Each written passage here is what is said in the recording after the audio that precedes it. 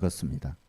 맥추감사주일은 구약 시대에 지켰던 3대 절기 중에 하나인 그 맥추절에 해당하는 주일입니다. 3대 절기가 어떤 것이 있습니까? 유월절하고 맥추절, 그다음 초막절이 있어요. 근데 이 맥추절은 말 그대로 문자 의미대로 보리를 추수하는 절이라는 것이죠. 보리를 추수하고 하나님 앞에 감사하는 절기입니다. 구약 성경에 보면 이 맥추절을 77절이라고도 했습니다. 그것은 6월절로부터 7주가 지난 후에 이루어져 있기 때문에 77절이라고 부르고 또 신약 성경에서 사도행전에 보면 이 맥추절을 오순절이라고도 불렀어요. 왜냐하면 6월절에서부터 이 맥추절까지 50일 만에 있기 때문에 오순절이라고도 불렀습니다. 오순절에 어떤 사건이 있었습니까? 성령님이 임하신 사건이 있었죠. 마가의 다락방에 주님께서 부활하시고 승천하신 다음에 예수님의 제자들이 성령의 임재를 간절히 기도할 때 하늘로부터 성령님이 불같이 임하셨죠.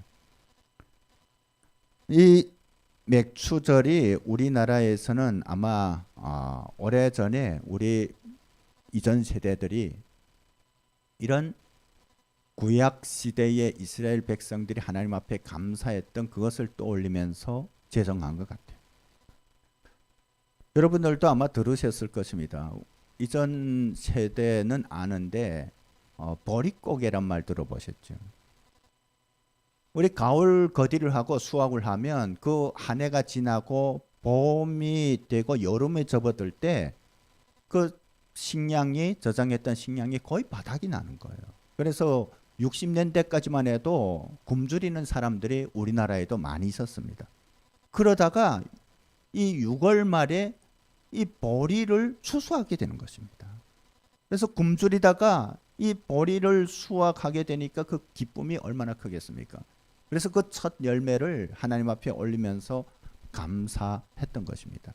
이 농경 중심 시대에는 이 맥추 감사절이 굉장히 의미 있게 드렸지만 지금은 우리가 농경 시대를 사는 것이 아니라 그렇게 보릿고개라는 단어조차도 모르고 또 풍요 가운데 사는데 왜 지금도 맥추 감사주일을 우리가 기념해야 되냐 할 때 이 맥추 감사주일이 가지고 있는 영적인 의미 때문에 그렇다고 할 수가 있습니다.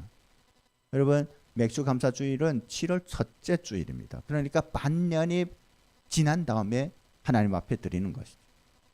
이것은 지난 새로운 한 해가 시작돼서 반년 동안 하나님께서 우리에게 베풀어 주신 은혜들을 돌이켜보고 감사할 수 있는 절기라는 것이죠.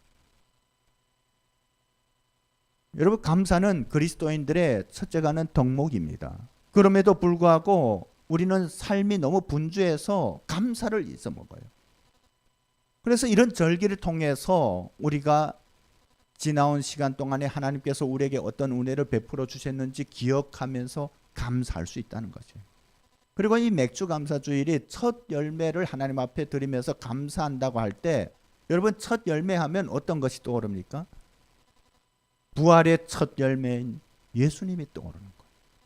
예수님께서 우리를 구원하시기 위해서 하나님의 자녀로 삼으시기 위해서 부활의 첫 열매가 되신 거예요. 우리가 그 예수님을 믿을 때 우리는 하나님의 자녀가 되었어요. 그리고 또한 우리는 성령의 첫 열매입니다. 이 오순절 다락방에서 예수님의 제자들이 간절히 기도했을 때 성령님이 임하시고 그들은 하나님의 뜻을 깨닫기 시작했어요. 예수 그리스도를 우리의 구주로 하고 고백하기 시작했어요. 그래서 그리스도인들이 시작된 것입니다. 우리가 예수님을 구주로 고백하고 구원받은 것은 성령의 역사 때문이라는 것이에요. 그래서 이 맥주 감사 주일은 이런 영적인 의미를 여러분 스스로 부여해도 괜찮습니다. 나름대로의 그런 하나님의 은혜들을 돌이켜보면서 이런 영적인 의미들을 부여하면서 감사할 수 있었으면 좋을 것 같습니다. 우리가 지금까지 다니엘서 1장부터 6장까지의 말씀을 살펴보았습니다. 이 다니엘서는 12장까지 있는데 크게 두 장르로 나눌 수가 있어요. 1장부터 6장까지는 지혜서라는 거예요. 여러분들께서 성경을 읽어보면 룻기라든가 에스더서 보면 어떤 정기 같은 그런 서신인 거예요. 그러니까 다니엘서도 이 1장부터 6장까지는 어떤 다니엘과 그 세 친구의 삶에 대해서 그리고 있습니다. 이들이 바벨론의 포로로 끌려와서 어떻게 하나님 앞에 신실한 믿음으로 살았는지 하는 그들의 삶을 그린 내용입니다. 그리고 7장부터 12장까지는 묵시서라고 할 수가 있어요. 묵시라는 게 뭡니까? 계시를 말합니다. 예언을 말합니다. 아직 이루어지지 않은 일을 말합니다. 하나님께서 다니엘을 통해서 보여주신 하나님의 그 일들에 대해서 예언하는 것을 우리는 볼 수가 있습니다. 그러니까 이 6장 마지막은 결국은 다니엘과 그 세 친구들이 이 바벨론에 끌려와서 그리고 페르시아 시대를 살아가면서 그 삶의 정기가 마무리되는 장이라고 할 수가 있습니다. 오늘 본문이 바로 그것입니다. 우리가 함께 읽었던 6장 마지막 절인 28절에 성경은 다니엘의 삶에 대해서 이렇게 결론하고 있습니다. 28절 말씀을 한번 함께 읽어보겠습니다. 시작. 이 다니엘이 다리오 왕의 시대와 바사 사람 고레스 왕의 시대에 형통하였더라. 여러분, 여기서 나오는 다리오 왕은 우리가 6장 전반부에서 함께 나눴기 때문에 어느 정도 우리가 알고 있습니다. 이 역사에서는 바벨론이 이 고레스 군대에 의해서 멸망했다고 쓰고 있어요. 그리고 이 역사 기록에 의하면 이 페르시아 왕이 고레스고, 그리고 고레스가 페르시아 제국의 시조로 알려져 있습니다. 이 다리오 왕에 대한 기록은 없어요. 그런데 성경에서만 이 다리오 왕에 대해서 말하고 있습니다. 그것에 대해서 성경학자들은 이 다리오 왕이 고레스 왕의 숙부, 외삼촌이라는 거예요. 숙부이자 장인이라고 말하고 있습니다. 여러분, 우리가 이미 나눴던 것처럼 5장 마지막 절에 다리오 왕이 이 등국할 때 나이가 몇 살이라고 했습니까? 62세라고 했어요. 그러니까 이 고레스 왕이 이 숙부이자 장인인 이 다리오 왕을 배려해서 일시적으로 제국의 황제를 맡겠다는 거예요. 물론 그것에 대한 분명한 것은 없습니다. 그것이 옳은 주장인지 아니면 다른 것인지 우리는 알 수 없지만 그것이 중요한 것이 아니라는 것이에요. 중요한 것은 다니엘이 다리오 왕과 고레스 왕 시대에 모두 형통했다는 거예요. 여러분, 형통이 무슨 말입니까? 형통이라는 것은 내가 원하는 일이 모두 내 생각대로 잘 이루어지는 것을 말해요. 이 성경에서 말하는 형통은 하나님의 백성이 하나님의 말씀과 언약을 순종할 때 하나님께서 주시는 약속된 축복을 말합니다. 신명기 29장 9절 말씀을 함께 읽어보겠습니다. 시작. 그런즉 너희는 이 언약의 말씀을 지켜 행하라. 그리하면 너희가 하는 모든 일이 형통하리라. 이 말씀이 뭡니까? 하나님의 말씀을 믿고 순종하면 하나님께서 그런 사람들을 형통하게 하신다는 거예요. 하나님께서 분명히 그렇게 약속하셨습니다. 이게 누가 지어낸 말이 아닙니다. 여러분, 그리스도인들뿐만 아니라 세상의 모든 사람도 형통한 삶을 살고 싶어요. 모든 것이 원하는 대로 잘 된다면 여러분, 그러한 삶이 얼마나 낭만적입니까? 얼마나 환상적입니까? 그렇죠? 그렇다면 오늘 본문 말씀에서 나오는 다니엘의 행통이나 성경에서 말하는 행통이 단순히 내가 원하는 대로 일이 잘 풀리는 것만을 말할까요? 세상에서는 분명히 원하는 대로 일이 잘 풀리면 그러한 삶이 행통하다고 말해요. 그리고 성경에서도 분명히 그러한 부분도 포함하고 있어요. 그냥 우리가 육안적으로 봤을 때는 세상 사람들이 원하는 그러한 행통적인 삶의 그것을 성경에서 하나님께서 약속하신 그 행통에 대한 부분에서 포함되어 있다는 거예요. 여러분, 우리가 구약 성경이라든가 성경 말씀을 읽을 때 그런 것들을 느낄 수 있잖아요. 장수했다거나 어떤 그 자녀들을 많고 유복하게 살았다거나 이런 부분들이 분명하게 나오는 것입니다. 하지만 어떤 것을 원하느냐에 따라서 세상에서 말하는 형통과 하나님께서 주시는 형통이 분명하게 갈린다는 것입니다. 하나님이 없는 세상 사람들이 원하는 것은 모든 것이 부족하지 않고 일들이 잘 풀리고 세상의 즐거움을 다 누리면서 어떤 무병장수하는 그런 것이라고 할 수가 있죠. 그런 것을 세상에서는 만사행통이라고 말합니다. 만일 이것이 하나님께서 약속하신 행통이라면 우리가 함께 살펴본 다니엘과 그의 세 친구들의 삶을 과연 형통하다고 말할 수 있을까요? 그리고 세상에는 믿는 이들보다 믿지 않는 사람들 가운데서 그와 같은 형통을 누리는 사람들이 훨씬 더 많아 보이는데 그것을 어떻게 설명할 수 있습니까? 그것이 성경에서 말하는 하나님께서 약속하신 형통이라고 말한다면 믿음을 지키면서 자기의 것을 포기하면서 세상을 거스르며 신실하게 살아가고 있는 그리스도인들이 너무 억울할 것 같아요. 안 그렇습니까? 우리보다 훨씬 잘 살고 이렇게 즐거운 삶을 사는 사람들이 많이 있어요. 여러분, 그런 것이 형통이라면 하나님을 믿는 사람들이 너무 억울하잖아요. 이 기독교 역사 가운데 그런 고민들이 많이 있었어요. 이 구약에 보면 예레미야 선지자가 하나님 앞에 그렇게 질문하는 내용이 나옵니다. 하나님, 악인들이 더 잘 사는 것이 무슨 일입니까? 악인들이 더 행통한 것이 왜서입니까? 하나님은 공의로운 분이신데 저는 하나님을 신뢰하지만 이 부분을 이해할 수 없습니다.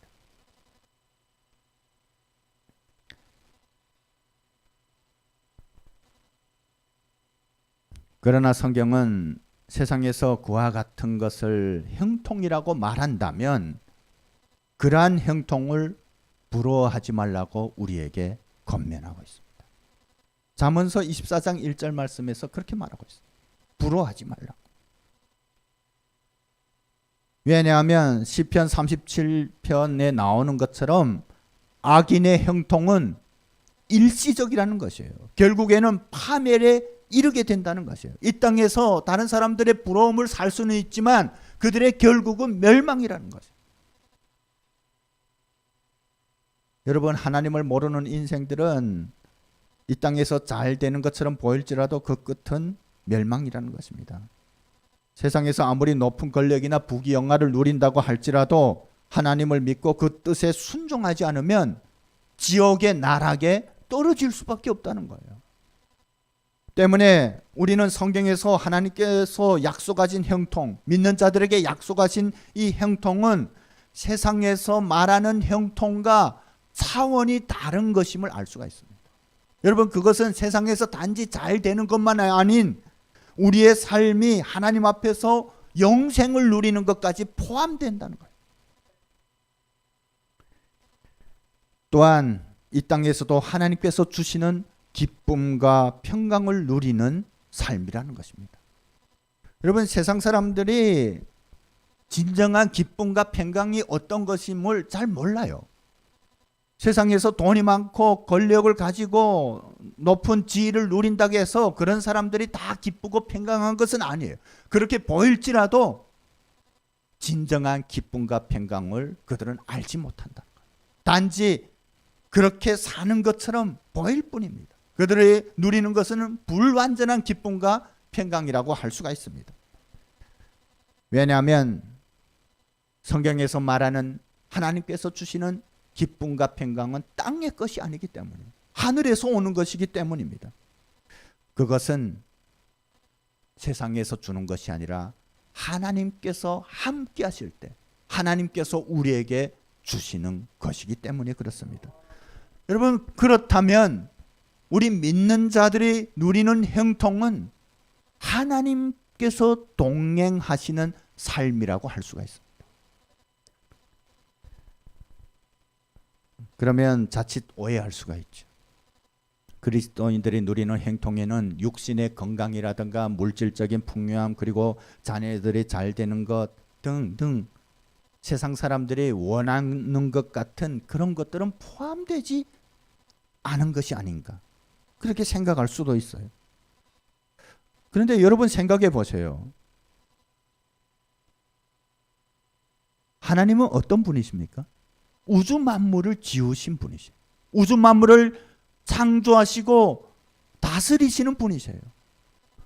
그분이 우리와 함께 동행하시는데 하나님의 백성들이 그 마음속 깊은 곳까지 아시는 분께서 우리가 무엇이 필요한지 우리보다도 더 잘 아세요.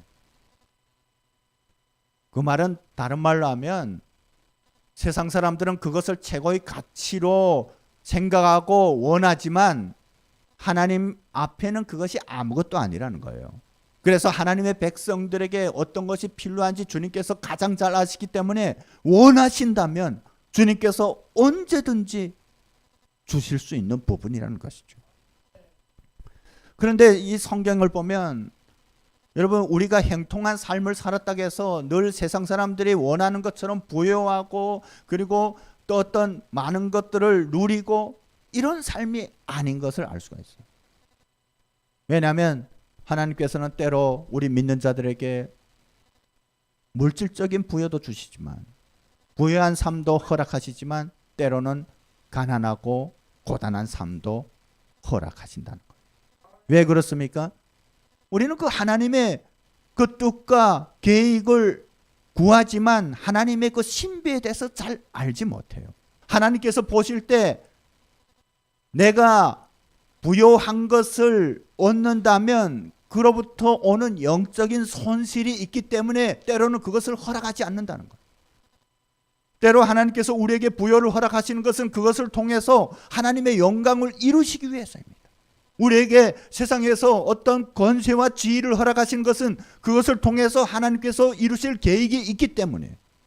여러분, 다니엘도 분명히 이 페르시아 제국뿐만 아니라 바벨론 제국에서 총리라든가 높은 지위를 가졌어요. 다니엘 세 친구도 중요한 직책에 있었습니다. 왜 그렇습니까? 그들만 잘 먹고 잘 살라고 주는 것이 아니라 그것을 통해서 하나님께서 이루실 계획이 있기 때문에.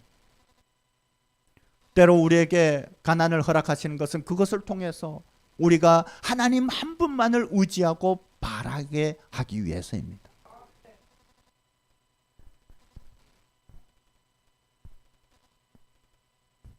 그래서 우리가 하나님 앞에 구할 때 하나님의 영광을 위해서 또 내가 하나님의 나라를 이루는 데 쓰임을 받기 위해서 우리가 필요하다고 생각하는 것은 구할 수 있어야 합니다. 그것은 잘못이 아닙니다. 하지만 우리가 알아야 할 것은 세상 사람들이 원하는 그 물질이라든가 어떤 세상적인 지위는 하나님께서 우리에게 주시기로 원하시는 그 형통의 가장 핵심적인 본질이 아니라는 거예요. 하나님께서 우리에게 주시기로 원하시는 것은 어떤 상황 가운데서도 우리가 하늘로부터 오는 하나님의 기쁨과 평강 가운데 거하는 것입니다.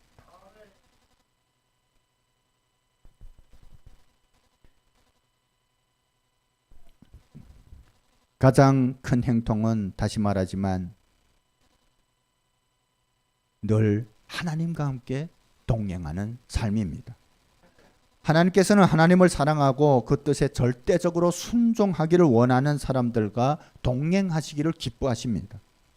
하나님께서 함께 하시는 사람은 어떤 상황 가운데서도 불안하지 않습니다. 두려워하지 않습니다. 여러분, 오늘 본문에 다니엘이 다리오와 고레스 시대에 행통했다는 것은 이 시대에만, 다니엘이 인생 말년에만 행통했다는 그 말이 아니에요. 다니엘이 모든 삶 가운데 하나님께서 주시는 형통을 누렸다는 것입니다. 지금까지 형통했던 것처럼 이 성경에서 다루지 않는 그 이후의 삶도 형통했다는 것을 말합니다. 그러면 다니엘의 삶이 과연 형통이라고 말할 수 있을까라고 아마 믿지 않는 사람들은 고개를 갸웃거릴 수도 있어요. 우리가 아는 것처럼 다니엘과 그의 세 친구들은 좋은, 세상 사람들이 볼 때 좋은 삶만을 누렸던 것이 아니에요. 그들은 포로로 어린 나이에 낯선 땅에 잡혀왔던 사람들입니다. 그리고 우리가 이미 나눴던 것처럼 어땠습니까?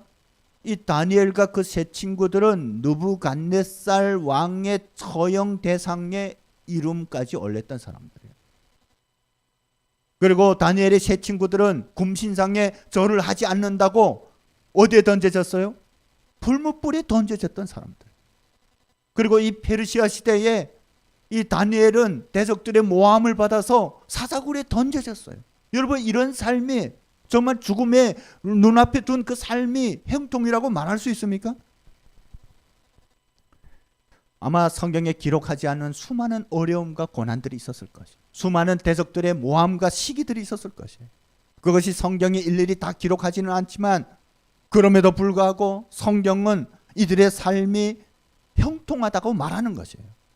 그렇다고 할 때 하나님의 형통은 단지 외형적으로 보이는 것만을 의미하지 않는다는 것입니다. 그것은 하나님께서 함께 하실 때 우리가 얻는 내면의 평안함이에요. 기쁨을 말하는 것입니다. 신실한 믿음을 가지고 전적으로 하나님만을 의지하고 순종할 때 하나님께서는 우리와 함께 하시고, 하나님께서 함께 하시는 자들은 하나님께서 주시는 기쁨과 평강을 누리게 된다. 하나님께서 주시는 담대함을 얻게 된다는 것입니다. 하여 눈에 보이는 상황은 어렵고 힘들게 보이지만 하나님께서 함께 하시기 때문에 그러한 상황이 결코 두렵지 않은 거예요. 그런 상황 가운데서도 내 마음이 평안한 것이에요. 그래서 우리가 찬양을 할 때 폭풍우 가운데서도 주님이 함께 하시면 내 영혼이 평안하다고 고백하는 거예요.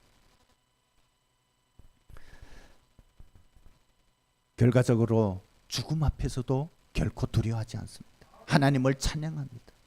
다니엘서가 그것을 우리에게 분명하게 말해주고 있습니다. 대적들이 그를 죽이려고 호시탐탐 노림에도 불구하고 다니엘은 하나님을 예배하는 것을 멈추지 않았습니다. 그리고 담담히 그 죽음 앞에 나아갔습니다. 결과적으로 하나님께서는 상황을 역전시키시고 승리하게 하신 것을 우리는 알고 있습니다. 위기는 있지만 하나님을 의지하니 하나님께서 상황을 반전시키시고 승리하게 하신다는 것입니다. 여러분, 그러한 행동은 단지 상황이 반전되고 대적들에게 승리하는 것으로 끝나지만은 않는다는 거예요. 그냥 내가 나를 괴롭히던 대적들을 이겼다라는 것으로 끝내시는 하나님이 아니시라는 것입니다. 다니엘서에서 보는 것처럼 하나님께서는 자신의 백성들에게 이것은 세상 사람들이 얻기를 간절히 원하는 그런 부분까지도 비록 구하지는 않았지만 그들의 모든 필요를 아시는 주님께서 그것을 통하여 하나님의 영광을 나타내라고 그러한 형통까지 덤으로 주시는 것을 우리는 알 수가 있습니다. 그래서 이 성경을 보면 다니엘이 자기를 끌어간 적국에서 왕의 총애를 받고 높은 지위에까지 오르게 된 것이에요. 여러분, 다니엘뿐만 아니에요.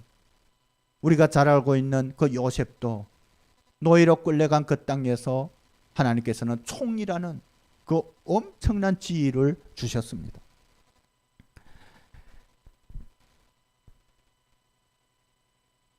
이것은 어떤 상황에서도 하나님만을 의지하고 신뢰하니 하나님께서 그러한 사람들을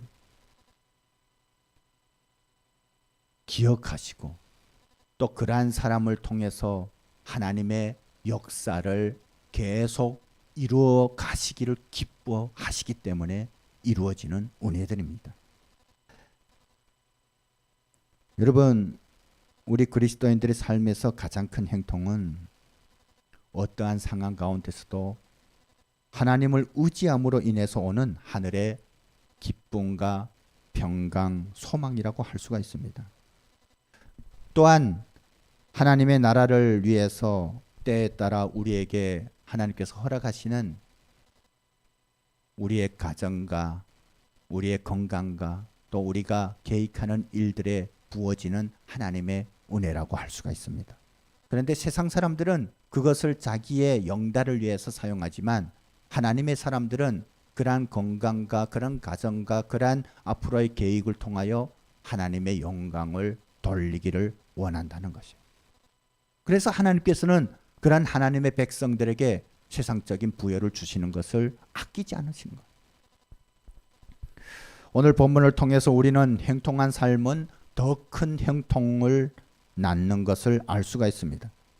다니엘과 그의 세 친구들이 어떠한 상황에서도 행통한 삶을 살다 보니 이 다니엘서를 보면 이들이 어떠한 상황에 관계없이 하나님을 높이고 하나님의 뜻에 순종하는 그 행통한 삶을 살다 보니까 그 영향력이 그러한 적국 가운데서도 넓혀져 가는 것이에요. 그래서 우리가 살펴본 것처럼 바벨론과 페르시아의 하나님의 역사들이 이루어지는 거예요. 여러분, 바벨론과 페르시아는 어떤 나라입니까? 세속을 대표하는 나라예요. 이 요한계시록을 보면 바벨론은 가장 타락한 세상을 대표하는 나라입니다. 그런데 그런 곳에서 바로 하나님의 이름이 높여졌다는 것입니다. 이 바벨론의 느부갓네살 왕도 자기의 입술로 여호와 하나님을 찬양하는 것을 우리는 보았습니다. 그런데 오늘 우리가 나눴던 본문에 있는 것처럼 이 페르시아의 다리오 왕이 하나님을 찬양하는 것은 이것이 최고의 찬양이에요. 최고의 고백입니다. 여러분, 우리가 아는 것처럼 이 다리오 왕은 다니엘을 굉장히 총애했어요. 그가 다니엘을 총애한 것은 다니엘이 신실한 믿음을 가지고 어떤 상황에서도 자기가 맡겨진 그런 일들을 충실히 했기 때문이에요. 그의 재능을 이 다리오 왕이 알았기 때문에 그를 좋아했는데, 그런데 이 다니엘이 보니까 어떤 상황 가운데서도 자기의 믿음을 잃지 않는 거예요. 하나님만을 예배하는 거예요. 그것이 오히려 이 다리오 왕을 감동시켰습니다. 그리고 하나님께서 이 신실한 믿음을 가진 자를 하나님의 기적으로 구원해 내시는 것을 이 다리오 왕이 보게 되니까 이제는 그의 입술에서 하나님을 찬양하는 거예요. 여러분, 이 다니엘서에서 이 다리오 왕의 고백은 엄청난 것입니다. 그는 자기 혼자의 고백이 아니었습니다. 그것을 조서로 꾸며서 이 페르시아 전역에 다 내려보냈어요. 그것은 뭘 말합니까? 이제는 페르시아에 내에 사는 모든 사람들도 이스라엘의 하나님에 대해서, 다니엘이 믿는 하나님에 대해서 알게 되었다는 것이에요. 그것은 또한 다니엘을 괴롭히기를 원하고 시기하는 대적들이 입을 막았다는 것을 말해요. 그래서 많은 사람들이 이스라엘의 하나님에 대해서 말하게 되고, 그러다 보니까 다니엘을 알게 되고 다니엘을 부러워하고 높이게 되었다는 거예요. 여러분, 이것이 하나님께서 신실하게 하나님을 믿는 하나님의 백성들을 형통하게 하시는 방법이에요.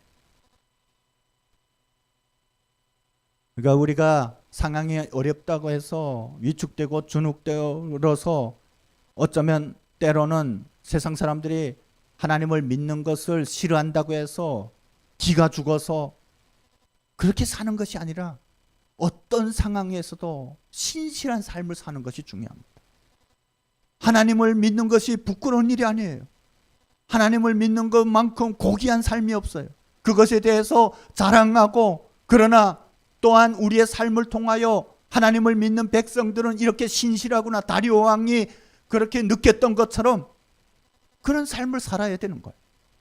그렇게 할 때 하나님을 모르는 세상도 하나님에 대해서 알아가게 된다는 것이에요.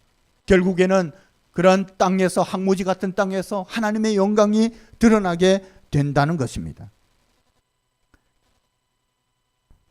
많은 사람들은 하나님께 형통과 평안을 구합니다. 그런데 잘못 생각하는 것이 있어요.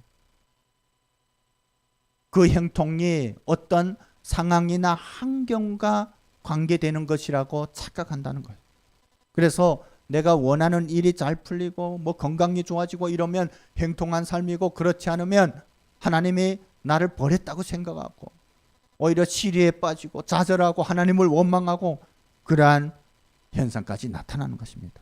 하지만 성경에서 말하는 다니엘을 통해서 하나님께서 보여주신 형통은 어떤 상황 가운데서도 신실하게 하나님을 의지할 때 하나님께서 주시는 그 평안이고 기쁨이고 소망이라는 것이에요.